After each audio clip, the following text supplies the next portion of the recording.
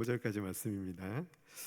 오늘 본문의 말씀을 중심으로 우리도 선한 목자처럼이라는 제목으로 말씀의 은혜를 함께 나누겠습니다. 여러분 오늘 공과 잘 하셨나요? 나눔 잘 하셨나요? 네, 선함이라고 하는 것에 대해서 어떻게 좀 나누셨나요? 사실 선함이라고 하는 게 굉장히 제각각이잖아요. 각자의 기준이 다 다른 것 같아요. 제가 그래서 우리 중고등부의 애들 몇 명한테 제가 물어봤어요. 야, 너는 어떤 사람이 착한 사람이냐? 그렇게 물어봤거든요. 뭐라고 했는지 아십니까? 나한테 잘해주는 사람이 착한 사람이라고. 지극히 주관적이죠. 우리 어머님들은 또 아들은 다 착하대요. 그렇죠? 우리 여기 어머님들 아들 착해요, 안 착해요? 네, 다 착하다. 근데 정말 객관적으로 착하냐라고 한다면 제가 예전에 그 다큐멘터리를 봤나? 뭐 거기서 이렇게 그 범죄를 저지른 그 아들의 어머니를 찾아가서 이렇게 인터뷰를 하는데 뭐라고 그러시냐면 아휴, 우리 아들이 친구를 잘못 만나가지고 착한데 친구를 잘못 만나가지고 그렇다고 다 그렇게 얘기를 하시더라고요. 그러니까 착하다고 하는 것에 대한 기준이 사실 세상에서는 이렇게 모호한 것 같아요. 그 경계가. 그렇다면 오늘 우리 믿는 사람 그리스도인들에게 있어서 착하다고 하는 것은 좀 어떤 것인가? 그것을 한번 좀 함께 살펴봤으면 좋겠습니다. 오늘 우리가 읽은 본문에 보니까 삭군과 목자의 비유가 등장하고 있는데요. 여러분 한번 상상해 볼까요? 만약 우리 앞에 그 두 사람의 양치기가 서 있다고 한번 생각해 보세요. 한 사람은 삭군이고 한 사람은 목자예요. 여러분 구별해낼 수 있으십니까? 네, 아무도 없으시네요. 네, 제 계획대로 됐습니다. 네. 삭군이 그럼 어떤 사람이 삭군인가? 어떻게 구별할 수 있나? 12절 한번 볼까요? 요한복음 10장 12절.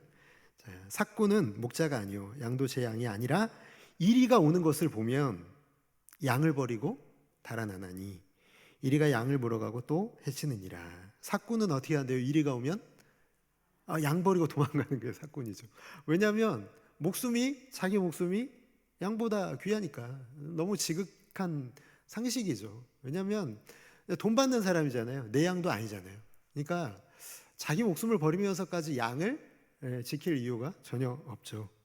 반면에 목자는 어떻게 할까? 어떤 사람이 목자인지 알 수 있는 방법. 그게 11절입니다. 같이 한번 읽어볼까요? 자, 시작. 선한 목자라 양들을 위하여 목숨을 버린대요. 12절에 보니까 다른 행동을 하는 동기가 나타나 있는데요. 앞에 있는 단어가 있다는 거예요. 양을 버리고 12절에 양을 버리고 삭군은요 자기 생명을 지키기 위해서 그냥 양을 버리는 거예요. 11절에 보면은 어떻게 한대요? 여기는 양들을 위하여 목숨을 버린대요. 선한 목자는 그렇다라는 거죠. 그래서 잠깐 좀 생각을 해보면 여러분 너무 내 일 아니니까 양을 위하여 뭐 목숨 버리는 거 당연한 거 아니냐? 여러분 정말 그렇습니까? 여러분 양을 위해서 목숨을 버리세요? 여러분이 목자예요. 그러면 양을 해치러 이리가 왔어요. 이리가 근데 눈이 뒤집혀 가지고 양을 물어가는 게 아니라 나한테 막 뛰어들어요. 그럼 어떻게 하실래요? 네, 도망가셔야죠. 어떻게 하신다? 싸우신다고요? 늑대를 어떻게 이깁니까? 양은 재산이니까 지킬 때까지 지키지만 내 목숨을 버리면서까지 지킬 그런 가치는 사실 없어요. 그게 목자죠. 목자는 양을 재산으로서 지키는 사람이지만요. 그 앞에 수식어가 다른 거예요. 어떤 목자예요? 선한 목자는 그래서 다르다는 거예요. 삭군도 아니고요. 그냥 목자도 아니고 어떤 목자? 선한 목자는 완전 다른 거예요. 그게 바로 선한 목자의 특징이라는 것이죠. 여러분 속된 말로 이게 수지타산이 맞지 않잖아요.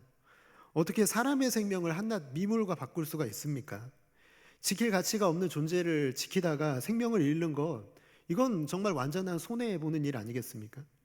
그래서 아무 수식어도 없는 그냥 목자가 아니라 선한 목자라고 하는 이유가 여기에 있는 거예요. 가치 없는 존재를 위해서 자기 자신을 버리는 그런 이 목자는 그냥 목자라고 할 수가 없는 거죠. 선한 목자라는 것이죠. 여러분, 그런데 오늘 이 이야기는요, 구원을 경험한 사람이라고 하면 낯설지가 않은 이야기인 거예요. 그렇죠? 누구의 이야기입니까? 누구의 이야기인지 모르시겠어요? 아무도 없으신가요? 내 이야기 아닙니까? 여러분, 오늘 이 이야기가 우리의 이야기인 줄 믿습니다. 왜냐하면요, 예수님의 구원을 경험한 사람은 모두 이걸 알고 있는 거예요. 우리는 어떤 존재냐면 이리에게 물려갔던 양들 아닙니까? 이리에게 물려가서 죽을 뻔한 이 양들을 우리 주님께서, 선한 목자 되신 주님께서 우리를 자기의 목숨을 버리셔서 이 양들을 살려낸 십자가의 이야기가 나의 이야기잖아요. 오늘 이 이야기를요, 오늘 말씀을 좀 묵상하면서 나의 이야기로 받아들여야 된다라는 것입니다. 정말 우리는 어떤 존재냐면요, 구할 가치가 전혀 없는 존재들이잖아요. 정말 무가치하고 못돼 먹고 악한 말과 행동으로 늘 주님의 마음을 다치게 하고 속으로는 악을 가득 품고 있으면서도 겉으로는 선한 척하고 위선적이고 극악한 존재가 나라는 이런 양인데도 불구하고 자기 목숨을 이런 존재를 위하여 바치셨다는 이 선한 목자의 이야기를 들으면 오늘 우리의 마음 속에서는요, 감격밖에는 남을 게 없을 거예요. 세상을 바라보며 살아가는 방식이 완전히 달라지지 않겠습니까? 이런 목자가 나의 목자시라는 것을 알고 있는 양은요, 어떻게 살아가겠어요? 사랑하는 성도 여러분, 정말 무서운 게 뭔지 아십니까? 오늘 우리가 살고 있는 이 시대의 비극, 그게 뭔지 아십니까? 우리가 살아가는 모습 속에서 사람들이 예수님을 어떤 존재로 평가하고 있는지 드러나게 될 거라는 거예요. 어쩌면 우리가 살아가는 방식을 사람들이 보면서 예수님을 사꾼으로 생각할 수 있지 않을까요? 예수님을 선한 목자로 바라봐야 되는데 우리 모습을 보면은 예수님은 그냥 사꾼인 거예요. 예수님이 선한 목자로 비춰지지 않는다는 거죠. 장로님, 권사님, 집사님들 이 자리에 계시고 정말 믿음의 화신 같은 분들이 여기 계시는데 세상에 나가서 여러분 살고 있는 모습을 사람들이 다 보고 있을 거 아니에요? 그들이 어떤 평가를 내리고 있느냐는 거예요.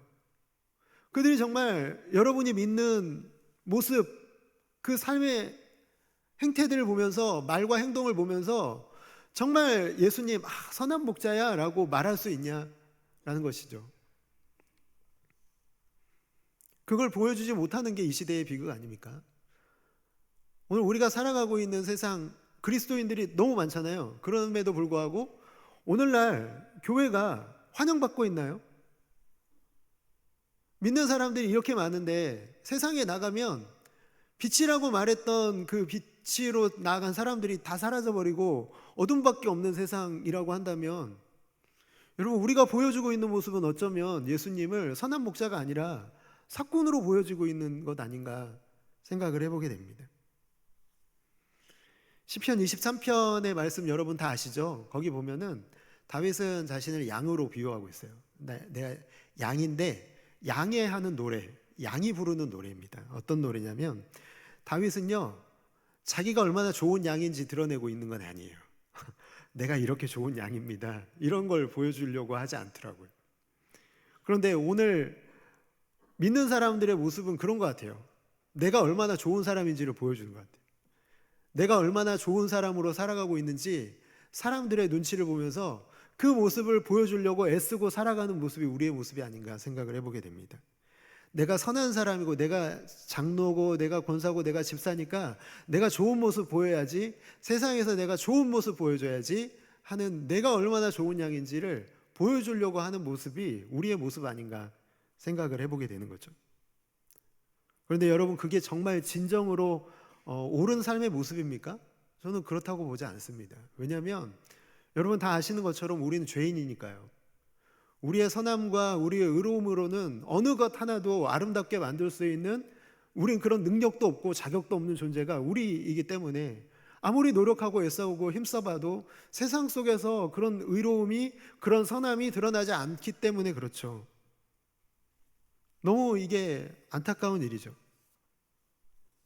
세상이 예수 믿는 사람, 그리스도인, 예수쟁이를 환영하지 않는 이유가 여기에 있지 않나 생각을 해보게 됩니다.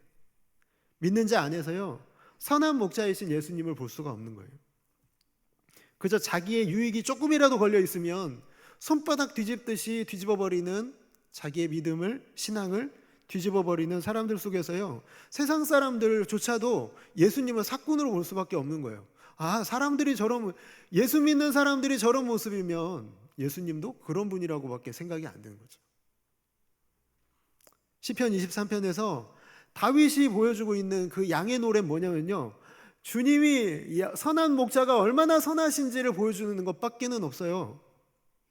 푸른 풀밭과 쉴만한 물가로 인도하는 목자, 영혼을 소생시키시고 자기 이름을 위하여 의의 길로 인도하시는 목자, 사망의 음침한 골짜기에서도 나를 버리지 않고 함께하는 목자, 원수의 목전에서 상을 차려주시는 목자, 그의 집에서 영원히 살기를 원하는 것은 그의 인자하심과 선하심이 평생 나를 따를 것이기 때문에 그것만을 노래하고 있는 양의 이야기가 바로 시편 23편이잖아요.